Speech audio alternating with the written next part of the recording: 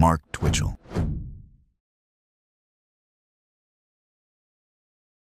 An aspiring filmmaker built what police would call a kill room and wrote out his plan in a document on his laptop.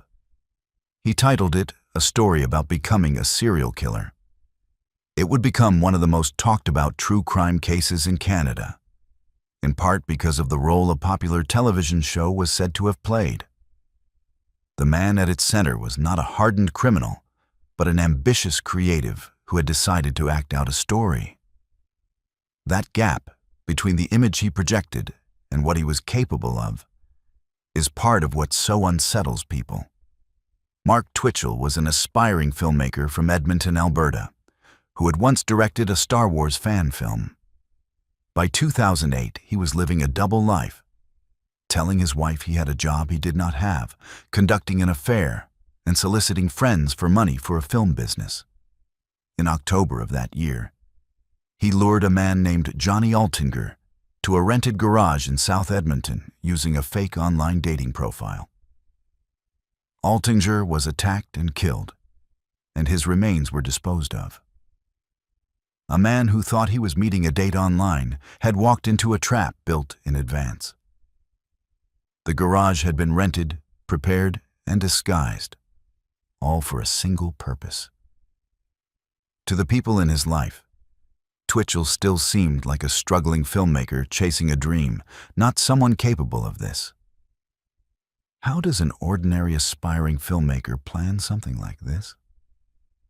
Twitchell had converted the garage into what police later called a kill room, lined with plastic sheeting. Everything about the space suggested forethought, from the sheeting to the way the scene had been arranged. This was not a crime of impulse, but one staged in advance, down to the smallest detail.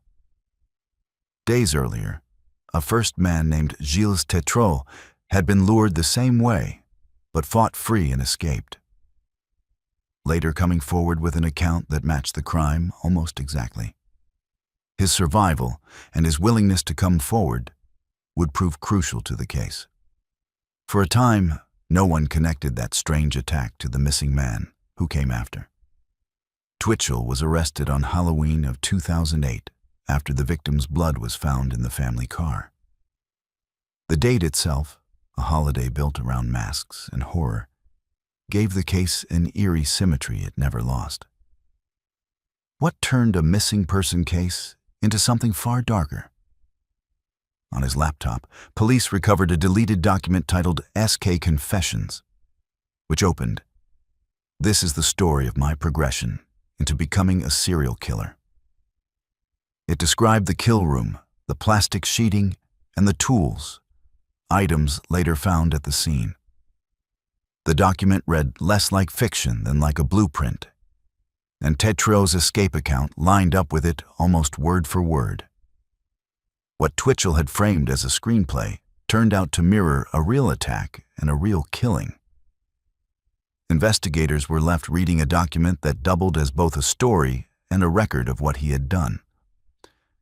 Twitchell wrote that he wanted to pay homage to the television character Dexter Morgan, a fictional analyst who is secretly a killer. Police found Dexter books and DVDs in his home and car. Was the show really to blame, or just a story he told himself? Twitchell has always denied the show drove him, calling the connection ridiculous. He was convicted of first-degree murder in April of 2011 and sentenced to life with no parole eligibility for 25 years. He abandoned his appeal the following year. He has been held since at a medium security institution in central Alberta. In late 2025, the Parole Board of Canada denied his bid for escorted leave to visit his parents. More than a decade into his sentence, his name still carried enough weight that any small step toward freedom drew national notice. At that hearing, he again downplayed the show, telling the board the media had massively overstated its role. A board member noted the panel had to stay mindful of the possible impact on the victims of him visiting the city where they live. He becomes eligible for full parole in 2033, Whatever role the show did or did not play, the plan he wrote down in his own words remains the heart of the case against him. The next case would invoke the same television series, though for a colder and more calculated reason. Corey Martin. A man watched a crime show and a series about a fictional killer, his co-conspirators said, to learn how not to get caught. Then he murdered the woman he controlled. It was a case prosecutors would describe as cold and methodical from beginning to end. A killing planned the way someone might plan a business deal. The television shows, in this telling, were not an obsession, but a toolkit. He approached them the way a student might approach a manual, looking for technique rather than meaning. Corey Martin was a man from the Rosedale area of Queens, New York, who acted as a pimp, controlling a woman named Brandy Odom. He held power over nearly every part of her life, including the money she earned. That control would prove central to what came next. In 2017, Martin and a co-conspirator fraudulently took out 2 life insurance policies in Odom's name. The paperwork was filed months before her death, a paper trail that would later read like a confession of intent. Insurers, not police, were the intended audience, but the documents would end up speaking to a jury instead. The scheme aimed to collect roughly $200,000. In early 2018, Martin strangled Odom in her bedroom. She was a young woman whose life he had reduced to a number on a payout. To Martin, the policies were the point, and Odom was simply in the way of collecting on them. He had spent months turning a living person into a future payout, treating her death as a step in a financial plan. Why would a man kill the very person whose life he had insured? The motive was money. After the killing, Martin searched online for a power saw and how to use it, then disposed of Odom's remains in a Brooklyn park. Those very searches, preserved on his devices, would later help prosecutors reconstruct exactly what he had done and when.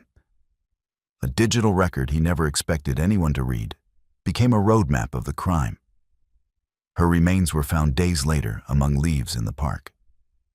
Martin and his co-conspirator were arrested in November of 2020 after a cadaver dog detected Odom's scent in one of their cars.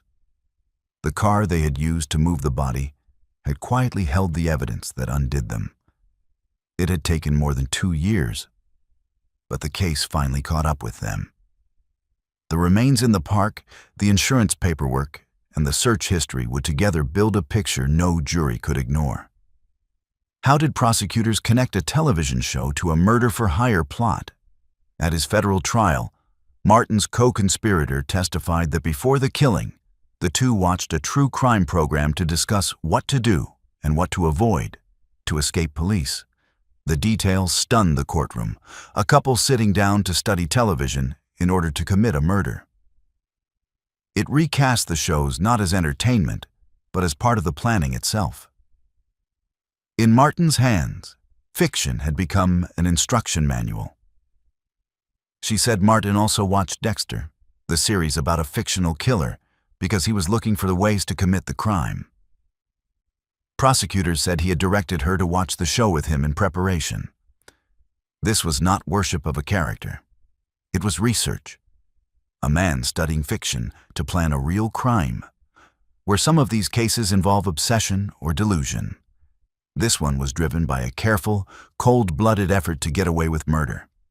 Martin was convicted in Brooklyn federal court in March of 2024 of murder for hire and related fraud and identity charges.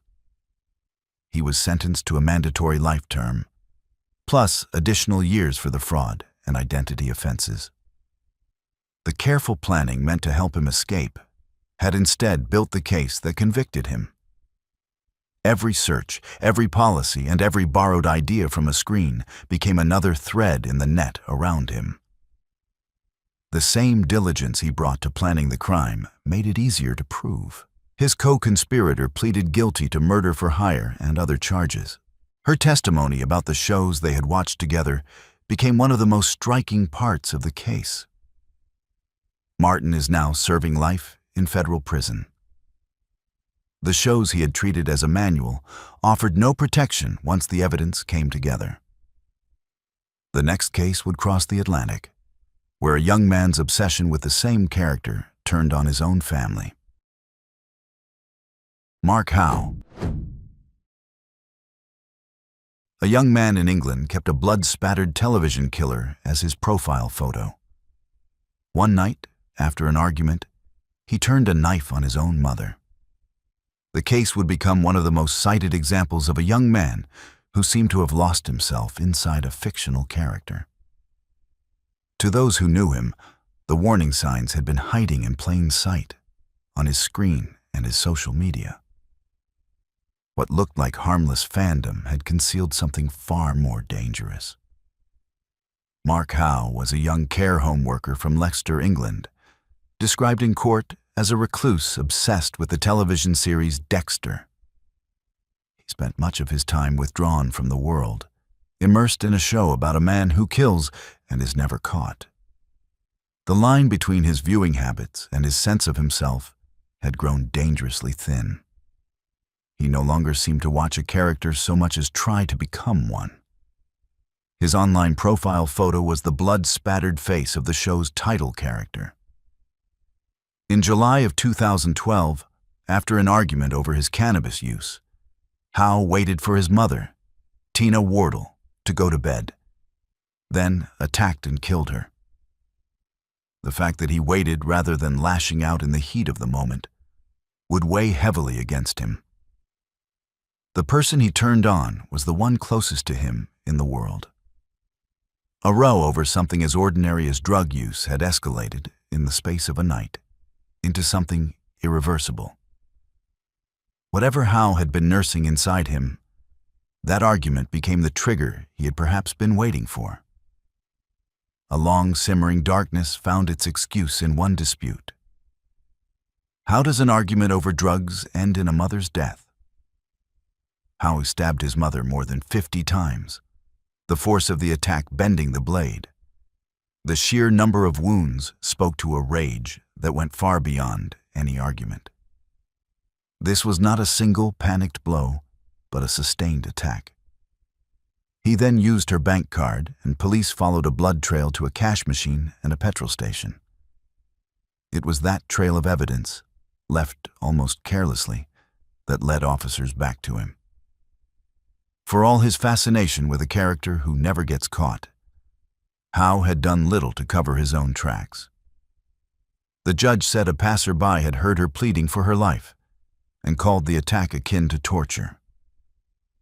That detail, a neighbor hearing her final moments, made the case all the more harrowing for those who followed it. What had been building inside him before that night? Howe had told a friend he wished he was Dexter. It was the kind of remark that might have sounded like an offhand joke, until everything that followed gave it a darker meaning. Before the killing, he ran internet searches including Dexter's kill knife and questions about how a sociopath could blend into society. Taken together, the searches suggested a mind drifting steadily toward violence. The searches read like a man rehearsing a role he had seen on a screen. He appeared to be studying not just how to kill, but how to live afterward without being noticed. Did the show create him, or simply give shape to something already there? Experts have long argued that Dexter does not cause violence, and that for troubled people it can become a script rather than a spark. In Howe's case, the show seemed to give a name and a shape to impulses that were already there. The character did not invent his anger, but it may have handed him a model for what to do with it. Howe pleaded guilty at Leicester Crown Court. In January of 2014, he was sentenced to life with a minimum of 21.5 years. The judge made clear that the brutality of the attack and the cold planning behind it demanded a long term behind bars. His earliest possible parole review falls around 2035.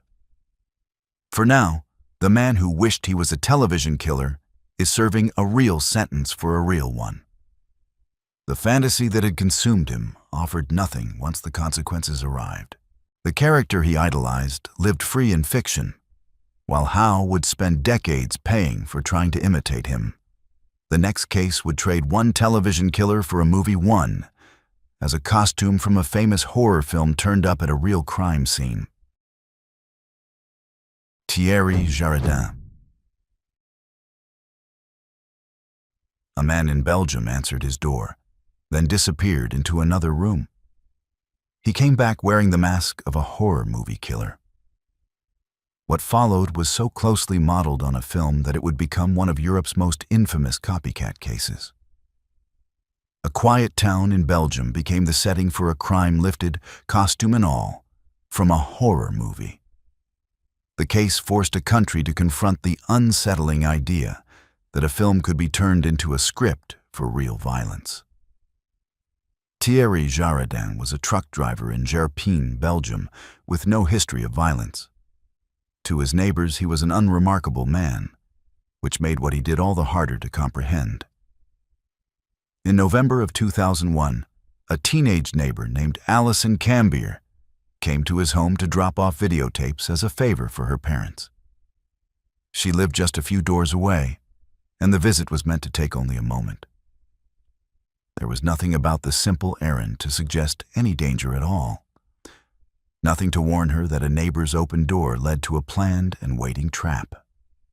Jaradin made unwanted advances, and when she refused, he left the room and returned wearing a ghost face costume from the film Scream, carrying 2 kitchen knives. The costume was not improvised. It was the mask and robe of a specific movie villain, worn deliberately. He had taken the time to dress the part before carrying out the attack. He attacked and killed her, then laid her on his bed and placed a rose in her hand. A simple errand to a neighbor's door had ended in horror.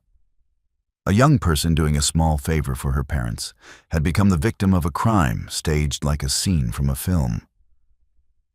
How could an ordinary man with no record do something so deliberate? Jaradin confessed almost immediately, by telephone, to a colleague and to his father. There was no attempt to hide what he had done. He simply picked up the phone and admitted it. The calm of those confessions, made moments after the killing, would unsettle investigators for years. He spoke as though describing a scene he had simply finished filming. He told police the killing was premeditated and influenced by Scream. He had even written a note announcing her death beforehand, which the court later cited as evidence of his cold determination. The existence of that note, prepared in advance, transformed the killing from a sudden act into a planned one in the eyes of the court. What does it take for a court to call a crime perverse? The court in Mons described his cold determination, the perverse written note, and what it called schizoid traits, carrying a high risk of reoffending. To the judges, the costume and the advance note were not signs of a man out of control, but of one who had decided in advance exactly what he would do. The film had given him a template, but the choice to follow it was his own. In May of 2003, he was sentenced to life imprisonment. The court treated the costume and the note not as signs of madness, but as proof of planning. More than 2 decades later, the case returned to the news. The passage of time had not softened it, and the renewed attention forced the victim's family to relive what had happened. In 2025, Belgian press reported that the victim's parents were alarmed the prison was preparing his release. For them, the possibility that the man who took their daughter might walk free was almost unbearable. Her father noted that a life sentence in Belgium is in practice capped, and that Jaradin had served close to 24 years. A psychiatric report had warned that, placed before a young woman in the same conditions, he would reoffend. That warning hung over every discussion of his possible release. For a family that has waited more than 20 years, the prospect of his freedom reopened a wound that had never fully closed. The costume, the rose, and the note had made the case unforgettable, and the possibility of release made it raw all over again. Decades on, the family was still fighting to keep the man who killed their daughter behind bars. The next case would move from a single killing to a string of them, with a man who said he had simply done what he saw on screen. Nathaniel White. When police asked a New York man why he had killed, he pointed to a movie. He said he had done exactly what he saw on screen. It is one of the rare cases where a killer named a specific film and a specific scene as his template, in his own words. That confession would make him a fixture in nearly every discussion of so-called copycat crime. Yet, as with the others, the truth was likely more complicated than a single movie scene. Nathaniel White was a man from the Hudson Valley region of New York who killed 6 women between 1991 and 1992. In a little over a year, he became one of the region's most prolific killers and one of its most quoted. His own words would do as much to define the case as any physical evidence. He was on parole at the time, after a criticized plea deal had reduced an earlier abduction charge to a misdemeanor. That deal, struck before the killings began, would later draw heavy criticism as a chance to stop him that was missed. His victims ranged in age and circumstance, and one was a relative of his own girlfriend. That detail, a victim from within his own circle, showed how little distance he kept between his ordinary life and his crimes. Over little more than a year, 6 women in the region disappeared and were killed. He was free during all of it, watched over by a system that had already failed once to keep him locked up. How was a man on parole able to kill again and again? White attacked his victims and sometimes washed and posed the bodies. The care he took afterward, arranging the scenes, echoed the kind of staging he would later describe from the film. It was a grim mirror of the fiction he claimed had inspired him. He was arrested in August of 1992 after a relative of one victim staked out the bar where she was last seen and identified him. It was that family member's own determination, not a lucky break, that finally stopped him. Where the system had failed, a grieving relative succeeded. He confessed and led police to the sites where he had left the bodies. What did he say had set him off? White told police that with the first person he killed, he did exactly what he saw in the movie. It was a chilling admission. A man tracing his first murder directly to a scene on a screen. He described a scene in which a throat was cut and a body left in a certain position, details widely attributed to the film RoboCop 2. He recounted it with a specificity that left little doubt he had studied it closely. The match between his account and the film's scene was precise enough to become the case's defining feature. He also spoke of hearing voices. His confession blurred the line between a real spree and the fiction he claimed had guided it. Whether the film truly drove him or simply gave him language for his own violence, his words tied the two together. White pleaded not guilty by reason of insanity. In April of 1993, he was convicted on all 6 counts and sentenced to 150 years to life. His case was later cited by New York's governor in arguing to reinstate the death penalty. It had become, for some, a symbol of what the parole system had let slip through. A man who should arguably have been behind bars was instead free to kill 6 times. There is one more caution attached to this case. A television program and an online encyclopedia once used a photo of a different, innocent man with the same name, who sued. The wrong man, who had nothing to do with the crimes, found his face attached to a serial killer's story. The mix-up over that photo became its own legal story. If you've made it this far and enjoy deep dives into the most shocking criminal cases, hit that subscribe button and don't forget to press the bell icon. The next case would feature a man who wanted, for one single day, to become a horror movie villain himself. Daniel Gonzalez. A man told police he wanted to know what it felt like to be Freddy Krueger for a day. Over 3 days, he tried to turn himself into a famous killer. It was a rampage driven by a desire for notoriety, fueled by a mind that had been crying out for help for years. The result was 3 days of terror that left 4 families shattered and a country asking how it could have happened. The horror films he loved had given him a fantasy of fame, and he chased it with a knife. Daniel Gonzalez was a young man from Woking, Surrey, who had been diagnosed with paranoid schizophrenia and spent his days on horror films and video games. Over 3 days in September of 2004, he carried out a stabbing spree across London and Sussex, killing 4 people and wounding 2 more. He attacked strangers seemingly at random, including an elderly couple in their own home. The victims had nothing in common except the terrible misfortune of crossing his path. Among them were a man in his 60s, a woman in her 70s, and the couple killed together in their own house. Ordinary people whose lives ended without warning. 2 more survived attacks that could have killed them too. How could one man do so much harm in so little time?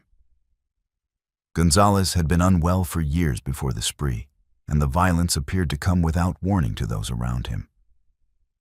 He wrote letters to himself describing the killings as among the best things he had ever done. To him, the spree was not a tragedy, but an achievement, a step toward the fame he believed it would bring. The gap between how he saw his crimes and how the world saw them was total. What had he set out to do? Gonzalez set out to become a famous serial killer, inspired by horror films including A Nightmare on Elm Street and Friday the 13th. He wore a hockey mask, the trademark of one film's villain, during one of the killings. The mask turned a real attack into a kind of grotesque costume drama, a man dressing as a movie monster to commit murder. He told police he wanted to know what it would be like to be Freddy Krueger for the day. He said he wanted to kill at least 10 people for his 15 minutes of fame. The horror villains he admired were not a private fascination, but a stated goal. He spoke of fame and infamy the way another person might speak of a career, treating murder as the path to being remembered. What had been missed before it came to this? Gonzalez had a long history of severe mental illness, and his mother had earlier written to her local representative asking whether her son had to commit murder to get help. It was a question that would haunt the case, a warning that went unanswered. His family had sought help repeatedly, only to watch the situation deteriorate. He was arrested after a witness saw him covered in blood near an underground station. The spree had ended not through careful detective work, but because he was simply too conspicuous to miss. Would a court accept that his illness explained what he had done? At the Old Bailey in March of 2006, his defense of diminished responsibility was rejected, and he was convicted. The jury took little time to reach its verdict, accepting that whatever his illness, he had understood and intended what he did. The judge imposed 6 life sentences and told him life should mean life. The prosecutor called him a man who killed because of the cold person he was. In the prosecution's telling, the films were a backdrop, not an excuse, for a man who chose violence and reveled in it. Gonzalez did not serve a long sentence. He died by suicide at a high-security hospital in August of 2007. An independent inquiry later found his earlier mental health care had failed. but concluded the violence had not been foreseeable or preventable. The debate over whether more could have been done would outlast him. His mother's question, asked before any of it happened, still hangs over the case. Whether the system or the films failed him most, his victims paid the price. The next case would cross to America, where a young couple's crime spree led to a landmark lawsuit against a film's director. Benjamin Darris and Sarah Edmondson. A young couple watched the same film over and over, then went looking for people to harm. One of them came from a powerful legal family. The case would put not just two killers, but a Hollywood film on trial, in a lawsuit that tested where responsibility for violence truly lies. Benjamin Darris and Sarah Edmondson were both 18, from Oklahoma. They were young, in a relationship, and by their own account in the grip of the film, they could not stop watching. Edmondson came from a prominent legal family. Her father was a judge, and her uncle was the state attorney general. The contrast was stark. A young woman raised at the heart of the justice system who would end up shooting a stranger behind a store counter. In March of 1995, the two took drugs and repeatedly watched the film Natural Born Killers at a family cabin. The film, about a couple on a killing spree, played again and again as the pair sank deeper into it. By the time they left the cabin, the line between the movie they had been watching and the lives they were living had blurred. They drove off as if the film's killers, looking for victims of their own. What happens when a film becomes an obsession? Days later, in Mississippi, Darris shot and killed a cotton gin manager named Bill Savage. Savage had stopped to help the pair and was killed for his kindness. He had no idea the strangers he assisted had spent days steeping themselves in a film about murder. The next day, in Louisiana, Edmondson shot a convenience store clerk named Patsy Byers, leaving her paralyzed. Byers survived the shooting, but later died of cancer. She had lived for years with the consequences of that night before her death. And it was she who brought the lawsuit that would make the case famous. Two ordinary people going about their work had been shot by strangers who seemed to be acting out a movie. There was no robbery worth the name, no personal grudge, only the apparent thrill of imitation.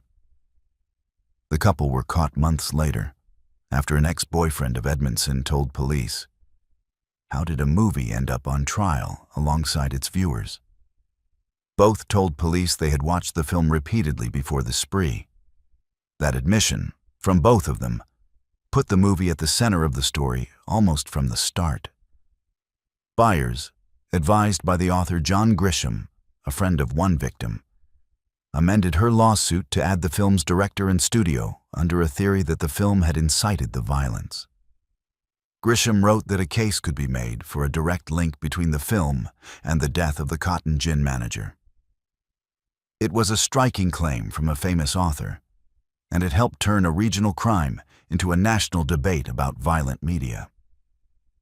The suit was dismissed on free speech grounds, briefly revived on appeal, and finally dismissed for good. The courts ultimately held that a filmmaker could not be sued for the acts of viewers, a ruling that shaped how such claims are treated. The case became a reference point in every later argument about violent media and its supposed effects. What became of the two who pulled the triggers? Darris was sentenced to life without parole for the Mississippi murder, plus additional time for the Louisiana robbery. He had fired the shot that killed Bill Savage, and his sentence reflected that. Edmondson pleaded guilty after a court ruled her confession could be used, and was sentenced in 1998 to 30 years. The two had set out together, but their paths through the justice system would diverge sharply. Her family's standing did nothing to spare her a long sentence. Edmondson was paroled in 2010 after serving about 11 years. Darius remains imprisoned in Mississippi, where he has earned a degree and has sought a pardon. One walked free after a decade, the other is still behind bars decades on. The lawsuit they inspired, meanwhile, became a landmark in the long argument over whether art can be blamed for the actions of those who consume it. The court said no, but the question has never entirely gone away. Every few years a new case revives it, and each time the same answer comes back. The next case would unfold partly online, as a killer modeled himself on the cool, calculating villains of 2 films. Luca Magnotta. A killer filmed his crime and mailed body parts across Canada. Prosecutors said he had styled himself on the villains of 2 films. The case became one of the most notorious crimes in recent Canadian memory, defined as much by its theatricality as by its brutality. From the start, it seemed less a murder meant to be hidden than one meant to be broadcast. Luca Magnotta was a former model and minor adult film actor from Ontario, Canada. In May of 2012, he killed Jun Lin, a Chinese international student in Montreal, after Lin answered an online ad. Lin was a young man, building a new life far from home, who had no idea what he was walking into. He had come to Canada to study, and his death would devastate a family an ocean away. Magnotta filmed the killing, disposed of the body, and mailed body parts to schools and political offices. The crime was designed for maximum shock, staged and recorded as if it were meant to be seen. Everything about it suggested a man performing for an audience, rather than simply committing a murder. What kind of person turns a murder into a performance? Magnotta had already drawn the attention of online sleuths for disturbing videos he had posted in the years before. For some who had been tracking him online, the killing confirmed a fear that had been building for years. A figure who had courted internet infamy had now committed a crime that would make him known far beyond it. After the crime, he fled Canada, triggering an international manhunt and an Interpol alert. He was arrested in a Berlin internet cafe, reportedly while reading news about himself. Even at the moment of capture, he seemed fixated on the attention his crime had generated, consuming coverage of his own manhunt. For a man who had treated murder as spectacle, it was a fitting end to the chase. How did prosecutors connect the crime to the movies? At trial, the prosecutor argued the killing imitated the film Basic Instinct. The Crown built much of its theory around the idea that Magnotta had borrowed not just a weapon, but an entire persona from the screen. He pointed to a screwdriver painted to resemble the film's ice pick, and to aliases Magnotta used that were drawn from the film's characters. The parallels, the prosecution argued, were too precise to be coincidence, down to the names he chose to hide behind. The soundtrack to his video and his American Psycho persona, the Crown said, tied the crime to that film as well. Together, the Crown argued, the details formed a pattern too deliberate to dismiss.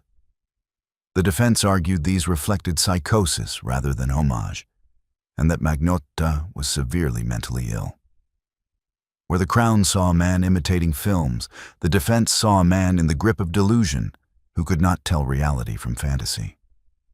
The 2 readings of the same evidence could hardly have been further apart. So was this a man copying a film, or a man lost in delusion? The jury would have to decide between 2 competing portraits of the same person, one calculating, one unwell. Magnotta was convicted in December of 2014 of first-degree murder and 4 other charges. The jury rejected the argument that his mental illness left him not responsible, finding that he had known exactly what he was doing. After the trial, the verdict left little doubt of his guilt. He received a mandatory life sentence with no parole eligibility for 25 years. The additional charges, including mailing the body parts and harassing public officials, were folded into the punishment. He withdrew his appeal early the following year. He has since been moved to a medium-security prison and will be eligible to apply for parole years from now. News of that transfer drew anger from those who remembered the crime. A reminder that the case still stirs strong feelings. The case remains one of the most disturbing in recent Canadian history, and the question of how much the films truly drove him was never fully settled. What is certain is that he wanted the world to watch, and for a time, the world did. The films may or may not have shaped him, but the hunger for an audience was unmistakably his own. The next case would borrow not a character, but a scene, as a man tried to recreate a moment of on-screen torture. Matthew Tinling. A man killed a fellow resident of his housing block for his bank card. Police found a copy of a horror film in his room. It was a crime driven by addiction and greed, dressed up in the imagery of one of cinema's most gruesome franchises. The horror film element grabbed the headlines, but the truth underneath was a sadly familiar one. Matthew Tinling was a drug user living in sheltered accommodation in the Maida Vale area of London. His life had narrowed to the demands of his addiction, and that need would drive everything that followed. Drugs had stripped away whatever restraint he might once have had. His victim, Richard Hamilton, was a fellow resident who received a disability benefit every fortnight, which made him a target for cash. In April of 2012, Tinling attacked and killed Hamilton, mirroring a torture scene from the Saw films. The attack was prolonged and deliberate, modeled on the kind of staged ordeal the films are known for. There was nothing impulsive about it. The two men had lived in the same building, and Hamilton had no reason to fear the neighbor who turned on him. The trust of shared accommodation became the very thing that left him exposed. Why would a man kill a neighbor over a bank card? The motive was money for drugs. Tinling tortured Hamilton to get his bank details, then took cash from his accounts. The violence was not random rage, but a means to an end, a way to fund a habit that had taken over his life. That a man's life could be taken for so little made the crime all the more disturbing. The sum he gained was tiny, set against the life he destroyed. He was seen leaving the building repeatedly over the following days to dump bags in the bins. Those trips, captured and remembered by others, would help place him at the center of the case. What he tried to discard quietly became part of the evidence against him. How did a film come into the case? Police found a copy of Saw in Tinling's room. The film, part of a franchise built on elaborate scenes of torture, had clearly left its mark on him.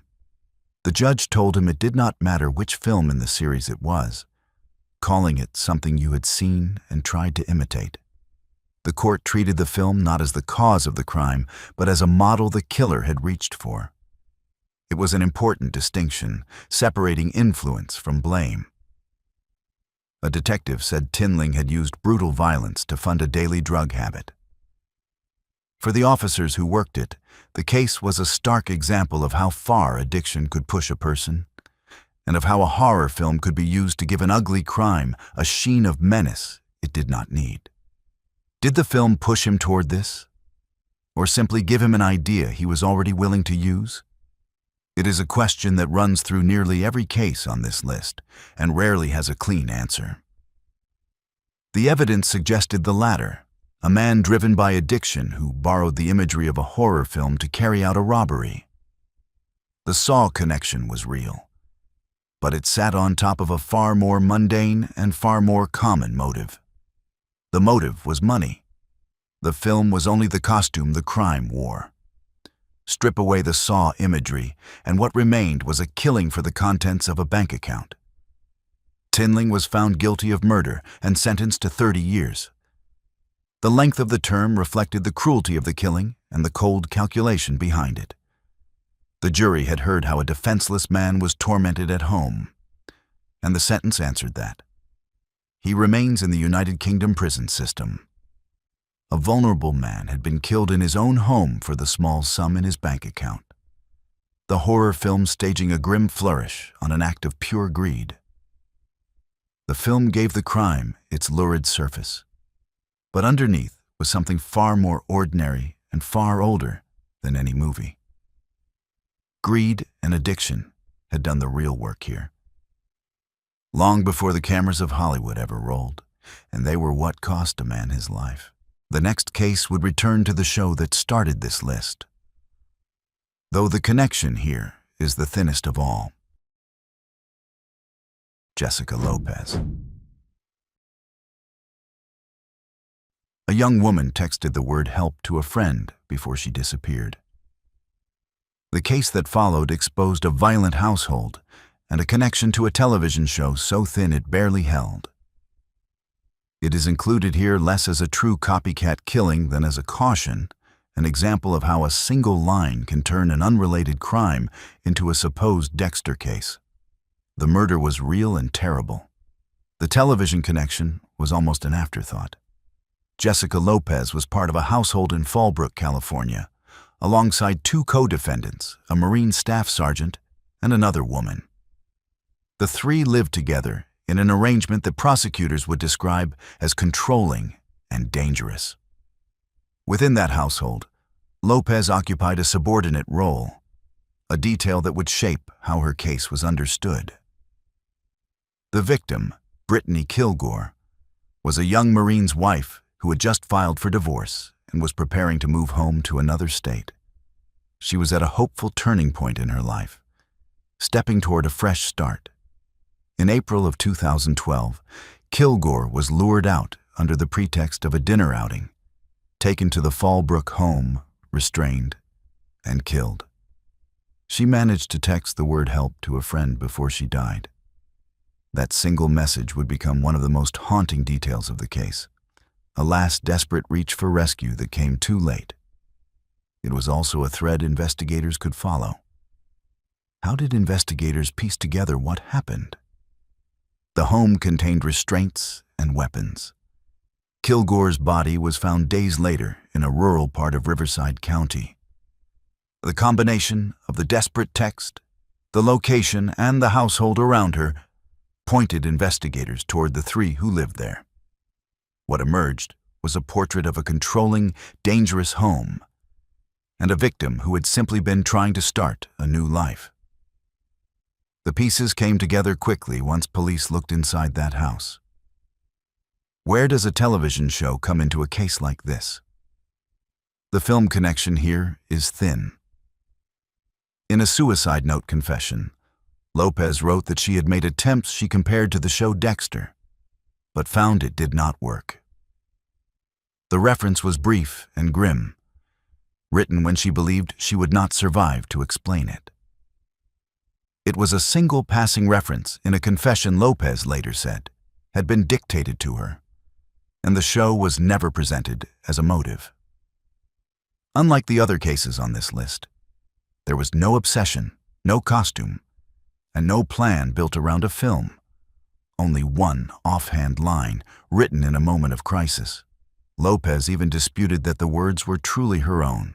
So why does this case appear on so many lists of crimes inspired by Dexter? The answer is largely that single, vivid sentence, repeated and amplified until it sounded like a motive it never was.